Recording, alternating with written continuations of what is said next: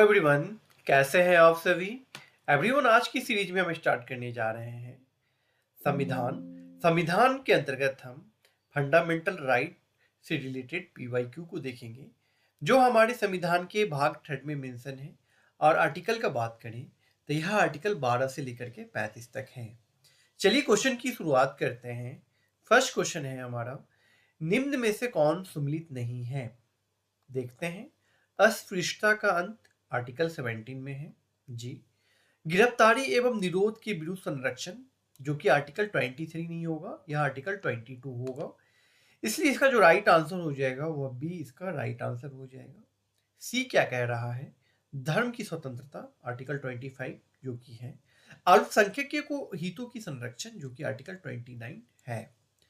दोस्तों, ये गिरफ्तारी एवं निरोध का के विरुद्ध जो अधिकार है वो आर्टिकल 22 में आता है। यहाँ आर्टिकल 23 है।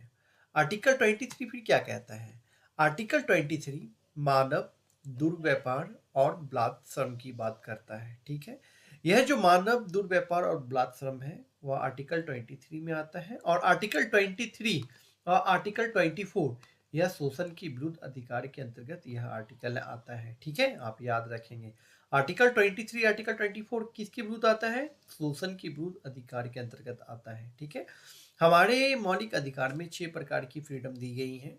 समानता का अधिकार, स्वतंत्रता का अधिकार, शोषण के विरुद्ध अधिकार, धार्मिक स्वतंत्रता का अधिकार और अल्पसंख्यकों का अधिकार दिया गया है। ठीक है, चलिए हम नेक्स्ट क्वेश्चन की ओर हम बात करेंगे।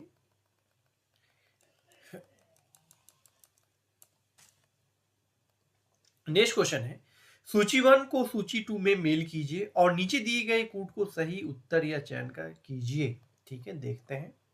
उपाधियों की निषेध, उपाधियों का निषेध यह आर्टिकल 18 है। धार्मिक मामलों में प्रबंधन की स्वतंत्रता, धार्मिक मामलों में प्रबंधन की स्वतंत्रता वह आर्टिकल 26 हो जाएगा।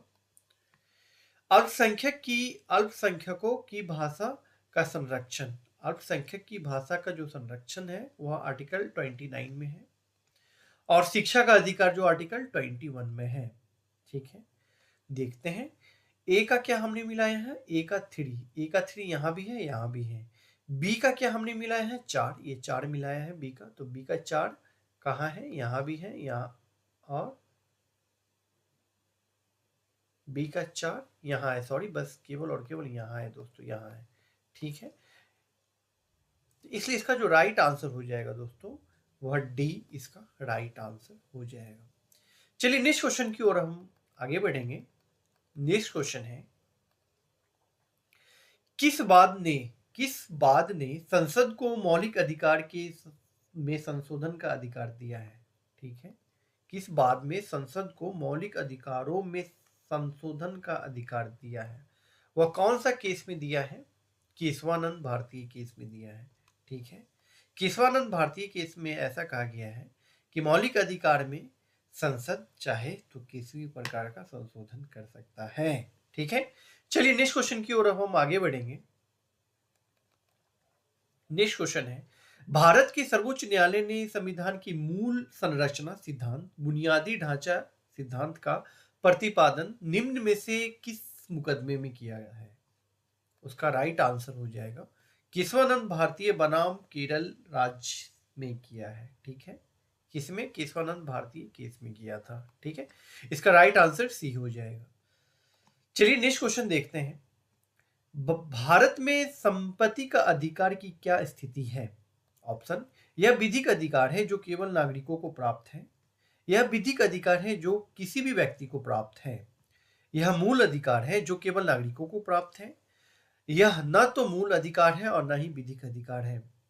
इसका राइट आंसर क्या हो जाएगा दोस्तों, इसका राइट आंसर हो जाएगा यह विधिक अधिकार है, यानी यह कानूनी अधिकार है और जो किसी भी व्यक्ति को प्राप्त है।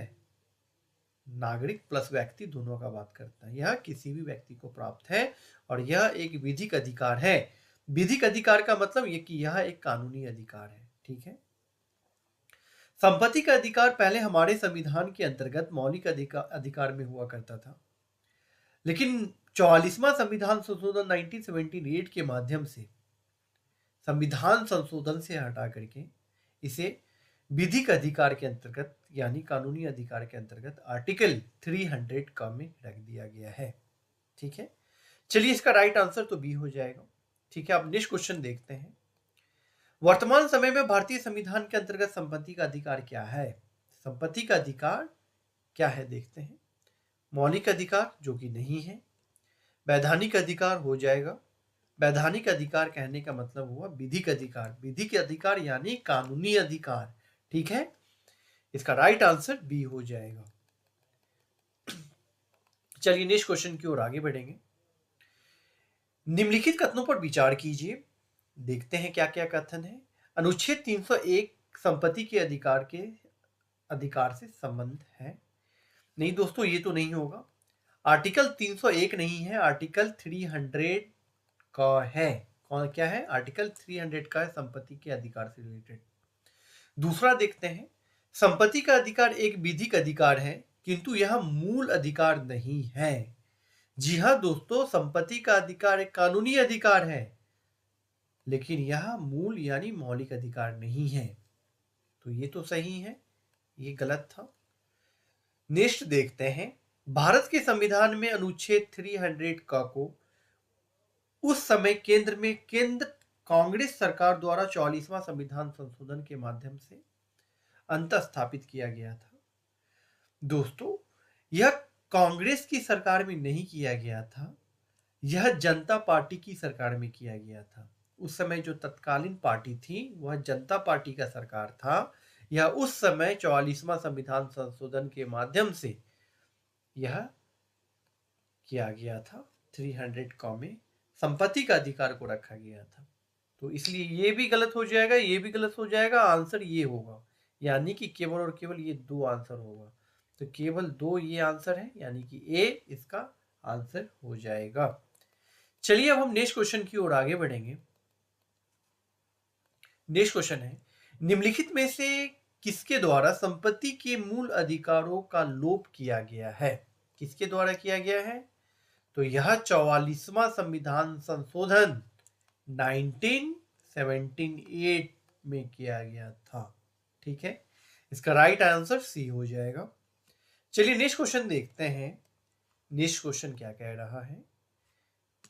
नेक्स्ट क्वेश्चन है, निम्नलिखित में से कौन सा भारत के संविधान द्वारा प्रदत्त 6 मूल अधिकार में से नहीं है? 6 मूल अधिकार में से नहीं है, कौन सा नहीं है?